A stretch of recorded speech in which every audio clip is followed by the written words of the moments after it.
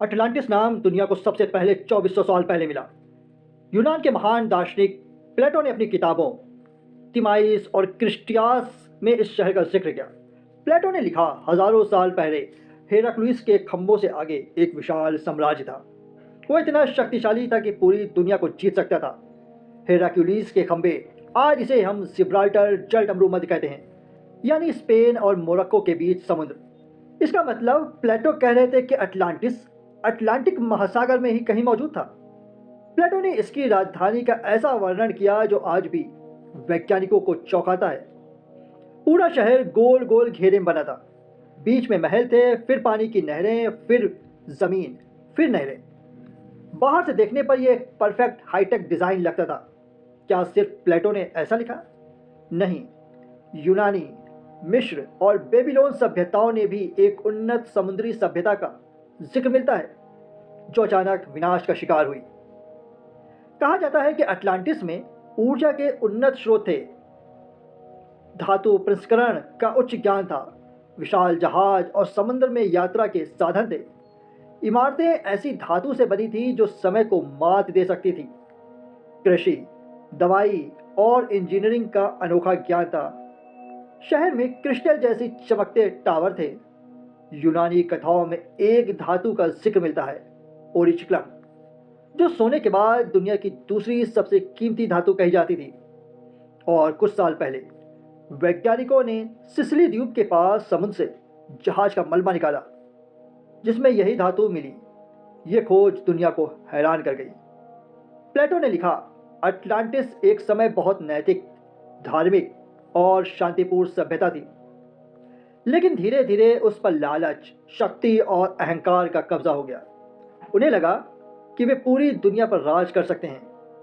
यूनानियों के अनुसार देवताओं ने उन्हें चेतावनी दी, लेकिन जब उन्होंने लालच नहीं छोड़ा तो प्रकृति ने ऐसा तूफान भेजा जिसने पूरे साम्राज्य को खत्म कर दिया। प्लेटो लिखते हैं, एक ही दिन और एक ही रात में भूकंप, आग और समुद्री तूफान ने पूरे अटलांटिस को समुद्र में डुबो दिया।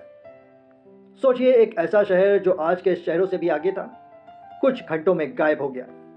क्या यह सच हो सकता है?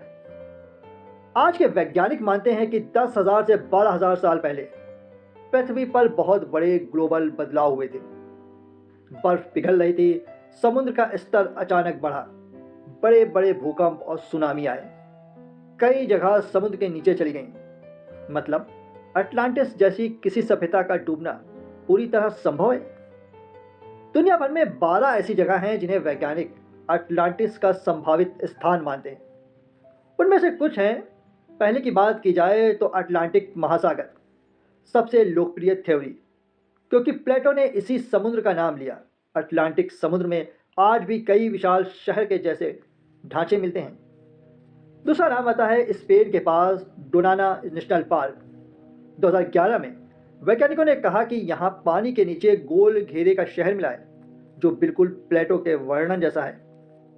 तीसरा नाम आता है ओजोर्स द्वीप। यहाँ समुद्र के नीचे पिरामिड नुमा संरचना मिली है। कुछ वैज्ञानिक इसे अटलांटिक्स का हिस्सा बताते हैं। चौथा नाम आता है सेंटोरिनो, ग्रीस। यहाँ 1600 ईसा पूर्व एक ज्वालामुखी फटा था जिसने पूरा शहर मिटा दिया। कुछ लोग इसे अटलांटिस का असली स्थान मानते हैं। सहारा का Richat structure, eye of the Sahara, सबसे हैरान कर देने वाला स्थान क्योंकि इसका आकार प्लेटो के विवरण से मिलता है, गोल गोल घेरे। कुछ शोधकर्ता कहते हैं यही असली अटलांटिस है जिसके चारों ओर पहले समुद्र हुआ करता था। छठवां आता है कैरिबियन, बहामास का बिमिनी रोड। समुद्र के नीचे पत्थरों की एक रहस्यमयी सड़क मिली। कुछ इसे अटलांटिस का रास्ता कहते हैं। सातवां नाम आता है अंटार्कटिका। एक थ्योरी कहती है कि हजारों साल पहले अंटार्कटिका बर्फ से ढका नहीं था और वहां एक उन्नत सभ्यता थी। वैज्ञानिक अटलांटिस को लेकर 3 मान्यताएं रखते हैं। पहली, यह सचमुच मौजूद था क्योंकि समुद्र के नीचे कई उन्नत शहरों के अवशेष मिले हैं। दूसरा, यह कई डूबे शहरों की कहानी को मिलाकर बनी कथा है, जैसे मिस्र के डूबे शहर, भारत का द्वारिका, ग्रीस का सेंटिरिनो, कैरिबियन के समुद्र के नीचे शहर। इन सभी की घटनाओं ने मिलकर अटलांटिस की कहानी बनाई हो। तीसरा, यह एक चेतावनी की कहानी थी। प्लेटो ने इसे लिखा ताकि लोग अहंकार से बचे रहें। हमारे पास कुछ तथ्य हैं। समुद्र में डूबे शहर सचमुच मौजूद हैं। हजारों साल पहले महाविनाश घटनाएं हुई थीं।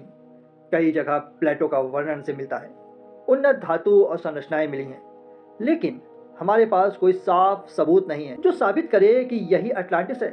शायद एक चेतावनी थी, या शायद कोई ऐसी सभ्यता थी जिसको हम अभी समझ नहीं पाए। अटलांटिस सिर्फ एक शहर नहीं, ये एक सबक है, एक संदेश है कि चाहे सभ्यता कितनी भी शक्तिशाली क्यों ना हो, अगर वह प्रकृति से लड़ती है तो एक दिन प्रकृति ही उसे खत्म कर देती है। आज हमारी दुनिया भी गर्मी, बाढ़, भूकंप और समुद्र बढ़ोतरी का सामना कर रही है। क्या पता हम कभी अटलांटिस जैसी कहानी न बन जाएं। समुद्र बहुत कुछ छुपा कर रखता है और अटलांटिस उसका सबसे गहरा राज। शायद एक दिन समुद्र हमें उसका सच दिखाए।